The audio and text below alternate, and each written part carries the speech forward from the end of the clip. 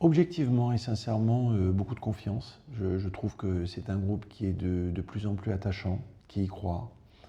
On savait que cette montée en top 14 serait très très difficile, incroyablement difficile, c'est le cas. Ensuite, on a malheureusement un calendrier qui ne nous était pas favorable parce qu'on a plutôt reçu des gros dans cette première partie de saison. Et puis il faut le temps, il faut que le temps que les automatismes se prennent. Je crois que Christian Lanta l'a très bien expliqué, on était habitué à un jeu de D2. Il faut maintenant rentrer dans un jeu de top 14, mais n'oublions pas qu'il y a un an, on n'était pas dans les derniers qualifiables de la D2. Et mine de rien, on a été champion. Donc je crois que, comme souvent, quand on se regarde, on s'inquiète, et quand on se compare, on se rassure. Donc je crois qu'il faut être confiant, et on fera le point en fin de saison. Mais là aussi, Christian a dit en début de semaine qu'il visait toujours au moins la place de 12e. Et je pense que c'est un objectif qui me paraît raisonnable. Donc, ce début de saison ne vous affole pas. Non, non, mais vous savez, j'ai appris, c'est la chance peut-être de commencer à prendre un peu d'âge et d'avoir un peu d'expérience.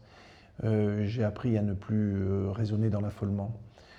Et puis il faut savoir sur le fond, mais je vous y répondrai qu'on travaille mais d'arrache-pied depuis 4 mois à structurer l'USAP pour les 10 ans à venir.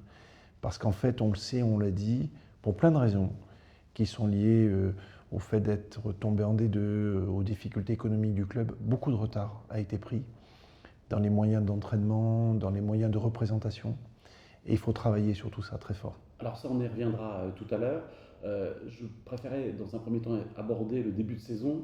Ce début de saison, si on regarde les statistiques, on se dit pour l'USAP, c'est foutu, le maintien. Non, non, mais regardez tout simplement Oyonnax qui a joué le barrage l'an dernier et qui avait perdu, je crois, quasiment ses 15 ou 18 premiers matchs. Donc, non, non, je ne pense pas que ce soit vraiment, sincèrement, et c'est pas démagogique de ma part, je ne pense pas que ce soit fichu, loin s'en faut. Je pense que c'est un groupe qui apprend. Ce que j'ai pas dit aussi tout à l'heure et que j'aurais pu dire, c'est que bon, on a peu eu de chance à certains moments et la chance, elle tourne. Vous avez des moments, c'est des cycles. Hein. Vous avez des cycles qui sont plus ou moins bons que d'autres. En ce moment, c'est un cycle qui est moins bon. Vous n'avez pas le sentiment quand même que les joueurs n'apprennent pas de leurs erreurs? Ça, c'est à Christian, à Patrick qu'il faudrait poser la question. Ils sont très rassurants là-dessus en me disant qu'au contraire, regardez, ne serait-ce que dans le jeu, dans la conquête, on avait parfois quelques interrogations sur la conquête, sur les ballons portés. Non, non, ils ont fait beaucoup de progrès. Alors c'est vrai maintenant, mais attention, quand on joue face à des très grands clubs comme Toulouse, comme Toulon avec ses All Blacks, attention, regardons qui on a en face de nous. Alors c'est vrai qu'il y a un point sur lequel probablement ils doivent prendre en maturité, c'est à ne pas faire trop de fautes. Parce qu'on a vu sur le dernier match, mais on l'avait vu sur les matchs précédents, avec les contres de Toulouse ou à Toulon, on a vu qu'on laisse filer un match sur peut-être quelques erreurs un peu regrettables qu'on aurait pu éviter. Et je pense objectivement que s'ils arrivent à resserrer leur jeu, ils vont y arriver et vous verrez qu'une fois de plus, l'USAP va étonner. Alors, on l'espère, en attendant, l'USAP va mal sur le plan sportif et sur le plan financier. L'USAP doit 300 000 euros à l'URSSAF, risque de payer 400 000 euros, on verra, mais en tout cas risque aujourd'hui de payer 400 000 euros concernant Marc Delpoux, 375 000 euros concernant James Hook. Ça vous inquiète pas financièrement? Oui, alors, premièrement, il faut savoir que ça, c'est les 3 derniers dossiers du passé. Donc, jusqu'à maintenant, on a toujours assumé, et j'ai toujours assumé, tous ces dossiers du passé, sans faire de remarques, vous le savez. Certains de mes collègues présidents me disaient, mais enfin François, pourquoi tu ne t'exprimes pas en disant la situation dans laquelle tu as trouvé le club? J'aurais trouvé que c'était inconvenant et qu'en plus tout ça aurait fragilisé l'USAP. Donc j'ai payé, ce qui ne m'empêche pas quand même d'essayer de négocier au mieux les intérêts du club. Sur ces 3 dossiers, les sujets sont parfaitement gérés et connus par mes collaborateurs et moi-même depuis maintenant quelques années. Et ce sont des dossiers différents. Sur le sujet James Hook, on a gagné en provisoire en premier ressort et en appel sur la partie qui traite de ses salaires, sur le sujet des droits d'image. Ça ne concerne plus le club, ça concerne les boutiques. Donc là aussi, il ne faut pas tout confondre. Les boutiques, pour sauver le club il y a 5 ans, j'ai été amené les boutiques et le Quai 66 à le racheter en direct pour éviter qu'une éventuelle cessation de paiement puisse mettre le club dans la difficulté. Donc, il faut savoir qu'un contentieux James Hook vis-à-vis des boutiques par rapport à ces fameux droits d'image ne concernera pas le club. Alors vous me direz, oui, mais il pourrait y avoir des engagements de garantie du club et James Hook, puisqu'à l'époque, effectivement, le club s'était parfois porté caution des conséquences d'engagements qui étaient pris par les boutiques, mais là, je ne crois pas que ça fonctionnera. Pour terminer sur le dossier de James Hook, moi je dis quelque chose qui est tout simple, même si James Hook le conteste, je dis pas de bras, pas de chocolat. Il a quitté le club, je ne vois pas pourquoi je lui paierai des droits d'image liés à une activité qu'il n'a pas menée. Et je pense objectivement que cet argument sera retenu par les tribunaux, mais attention, on ne le saura que d'ici 3-4 ans, parce que ça n'est même pas fixé en premier ressort encore. Ça, c'est le premier point. Et sur l'aspect salaire, il a été débouté de tout, en premier ressort et en appel. Deuxième sujet, Marc Delpoux. Marc Delpoux, nous avons gagné en premier ressort à Perpignan. Nous verrons ce que va décider la Cour d'appel. Quel que soit le cas de figure, en imaginant que la Cour d'appel donne droit à Marc Delpoux, nous n'en resterons pas là. Ça veut dire quoi? Ça veut dire que je peux vous dire aujourd'hui que nous irons en cassation sur ce dossier-là. Pourquoi? Parce que, mais je ne sais pas ce que dira le juge et ce que dira le droit, je trouverai ahurissant que le club soit amené à payer une somme dans ce cas de figure en particulier. Enfin, dernier point, l'URSSAF. Ça, le club dans le passé a fait beaucoup de bêtises et surtout a répété des bêtises, ce qui a particulièrement contrarié l'USAP, puisqu'on avait déjà été retoqué sur des faits anciens qui remontent à 8-10 ans, et le club, avant mon arrivée, ne les avait pas pour autant corrigés. Bon, sur des sujets d'avantage en nature, de voitures et autres divers et variés. Bon, là-dessus, il y a grosso modo 4 reproches qui sont faits par l'URSSAF, 4 types de dossiers. Sur ces 4 types de dossiers, nous avons obtenu satisfaction sur un de dossiers en premier ressort, et l'ensemble repasse maintenant devant le TAS. On va voir ce que ça va donner. Je pense qu'on a là aussi des arguments sérieux de procédure à faire valoir.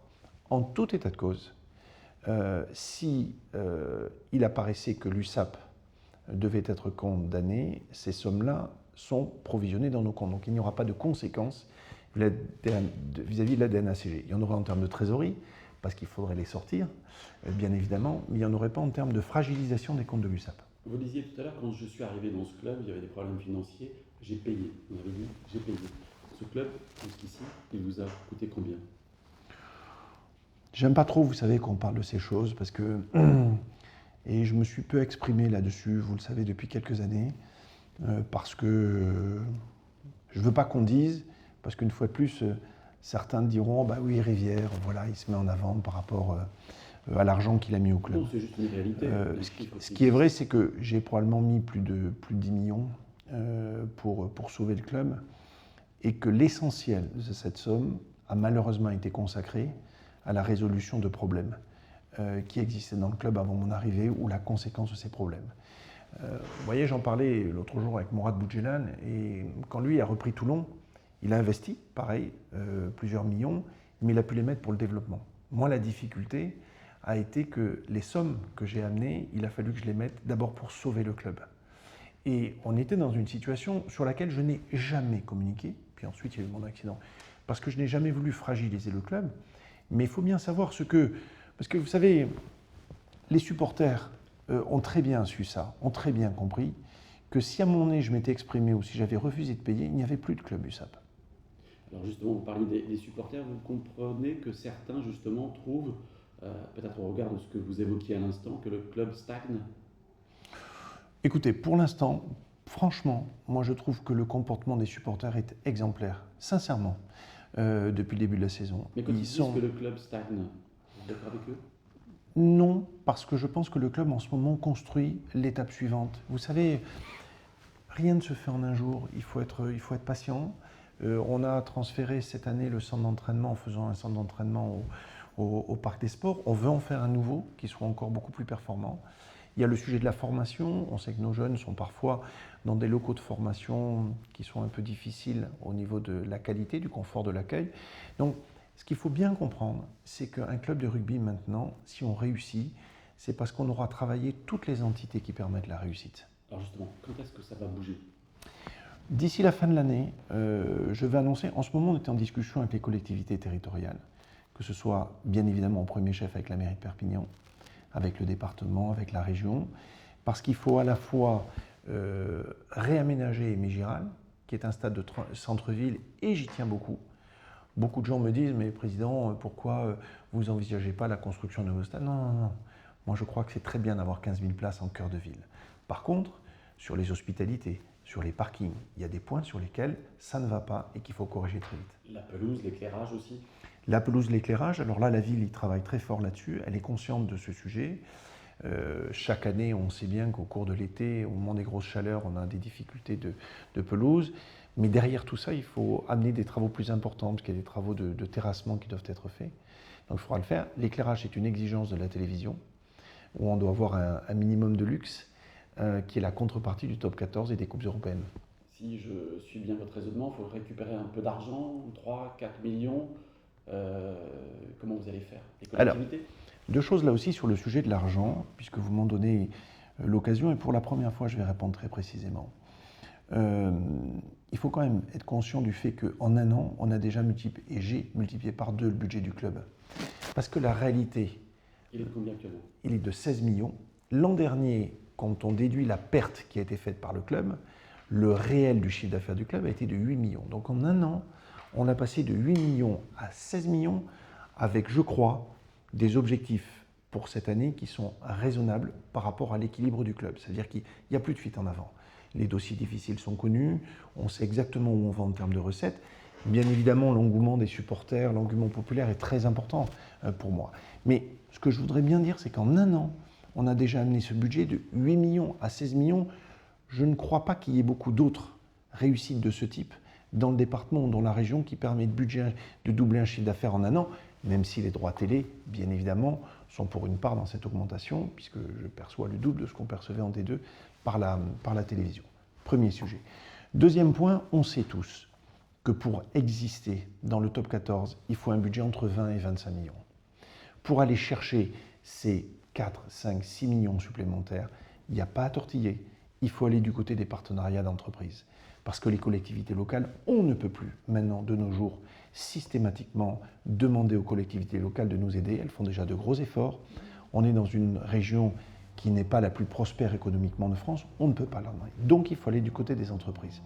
Chance remarquable, c'est que l'USAP est une marque quasi internationale. C'est une marque qui porte, qui a une notoriété positive qui est très importante. Mais pour ça, effectivement, il faut qu'à Aimé-Giral, j'ai des moyens de réception qui soient plus importants parce que, pour être tout à fait franc avec vous, ils sont déjà saturés.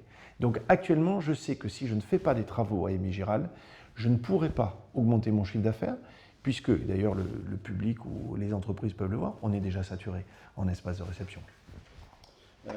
Est-ce qu'après 9 journées de championnat, vous vous dites finalement, 9 défaites, on n'était pas prêt pour le top 14? Non, je crois que non. Vous savez, je ne suis pas quelqu'un qui suit dans le passé parce que ça ne rend pas positif pour envisager l'avenir. Non, je crois que dans la vie, on l'apprend dans l'entreprise, les plats, il faut les prendre quand ils passent. Il ne faut pas se dire, on n'est pas là pour choisir, heureusement d'ailleurs, le moment où on monte ou on descend. Alors Christian Lanta dit beaucoup, il me l'a souvent dit l'an dernier, il dit, tu sais, on serait monté dans un an, c'est-à-dire à la fin de la saison 18-19, j'aurais été encore plus près au niveau des joueurs, au niveau de recrutement, au niveau des moyens d'entraînement pour faire face à ce top 14. Bon, ben ensuite, c'est la vie, il faut faire avec. Alors se dire, est-ce que c'était le bon moment, le moins bon moment? Est-ce que, comme je vous l'ai dit tout à l'heure, est-ce qu'on aurait pu avoir un meilleur calendrier début saison? Ce qu'il faut bien dire, de toute façon, à nos supporters, c'est que de toute façon, le bateau, il est gouverné il est piloté. Il y a au niveau du sportif des gens qui sont excessivement compétents, avec Christian Lanta, avec Patrick Arletaz, avec Perry Freshwater. De mon côté, sur le financier, sur le développement des infrastructures, on mène la barque. On mène la barque. Et quoi qu'il arrive, de toute façon, l'USAP est un club qui rebondira et qui va réussir. Alors, le nerf de la guerre, c'est aussi, effectivement, bien sûr, les sous. On est dans un pays qui n'est pas très prospère ici. Donc, il faut arriver à récupérer des budgets complémentaires pour pouvoir exister en top 14. Parce que, je l'ai dit, vous l'avez vu dans l'interview que j'ai faite au Midi Olympique il y a 15 jours, moi, je crois beaucoup au rugby des territoires. Je pense qu'on a un rôle vis-à-vis des familles, vis-à-vis des gamins. Comme je dis toujours, certains sourient parfois en disant mais moi je préfère que les gamins ils soient là à s'entraîner en bas de mon bureau que à jouer à la PlayStation ou à casser des voitures le mercredi après-midi. Donc je pense qu'on a un rôle très important dans tout le territoire. Vous savez, on a remis à la mode le sujet des cafés de l'USAP dans le département. Et je suis frappé de voir qu'à chaque match, il y a des retransmissions des matchs de l'USAP dans 30 cafés du département. Donc l'USAP est ici. On a un ADN chromosomique qu'à mon avis d'ailleurs, objectivement, on n'utilise pas assez. Et ce que je dis souvent aux entreprises, je dis mais l'USAP est à nous tous. La marque USAP, elle est ici quasi universelle. Il faut se servir de cette marque. Et n'oublions pas qu'on a deux grosses échéances. On a la Coupe du Monde de rugby et les Jeux Olympiques. Pourquoi, par exemple, j'essaie de travailler en ce moment à faire venir une équipe d'Afrique du Sud s'entraîner à Aimé Giral au cours de l'hiver? Mais peut-être parce que dans 2 ans, s'ils cherchent un point de chute au niveau de l'équipe nationale pour préparer la Coupe du Monde de rugby, ils pourraient penser à Perpignan comme point de chute pour eux. Vous voyez, il faut essayer, je crois, d'aller beaucoup plus loin pour ce pays qui en a vraiment besoin. Dernière question très concrète, je reviens à l'équipe première. Comment vous voyez la suite pour elle? Moi, je pense que, vous verrez qu'on va accrocher cette place de 12e. Il va y arriver, Christian Lanta. Et j'ai grande confiance en lui, et en Patrick et en Perry Freshwater. Puis je sais qu'en ce moment, il travaille déjà à la saison 19-20, que ce soit renforcé, parce que là aussi, la difficulté à l'USAP, c'est qu'on a un banc qui est un petit peu court. Puis là, ce que parfois certains oublient, pas les supporters, quand on sait, autrefois, on savait quasiment à Noël qu'on allait monter. Ici, nous, on l'a su mi-mai. Mi-mai, compte tenu de la règle des gifs, vous n'avez plus personne sur le marché. Donc, on dit le président, le carnet de chèques, ce n'est pas qu'un problème de moyens. C'est juste le fait que, concrètement, vous n'avez pas de joueurs qui soient présents sur le marché. Donc là, on est en train de préparer 19-20 en ce moment, à renforcer l'équipe sur des points, et surtout notre banc, parce qu'on voit bien pourquoi ces deuxièmes parties de match sont souvent difficiles. Parce qu'on a aussi face à nous des clubs qui ont quasiment le double de joueurs que nous. Et donc, ils peuvent se permettre, regardez Montpellier, qui, à 6 minutes de la fin du match, fait rentrer comme par hasard 7 gifs pour être dans le bon compteur du match. Bon, nous, on ne l'a pas. Donc, cette année est difficile.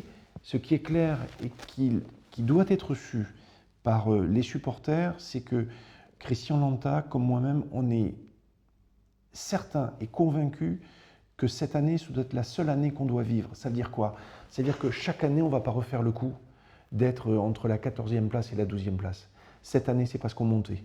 Mais on est en train en ce moment de prévoir toutes les conditions de recrutement, de préparation sportive, de moyens d'entraînement pour qu'à partir de l'an prochain, on puisse raccrocher une 10e place et plus si affinité. Donc pour vous, l'équipe va se maintenir, c'est clair? Je pense que l'équipe va se maintenir, c'est clair pour moi. Mais il faut être, vous savez, j'ai aucune leçon en quoi que ce soit à donner à vos auditeurs, mais je pense que oui, heureusement, je dis souvent que le proverbe le plus idiot de la langue française dit qu'il ne sert à rien d'espérer pour entreprendre ni de réussir pour persévérer. Ben moi, je crois le contraire. Je pense qu'il faut espérer pour entreprendre et il faut réussir pour persévérer. Alors c'est vrai que là, on a manqué un peu de réussite, c'est vrai, mais, et c'est ce que je vois au niveau des supporters, il faut être tous derrière cette équipe. Et il n'y a pas de plan B. Le plan A, c'est que l'USAP doit réussir. Et moi, j'en suis intimement convaincu.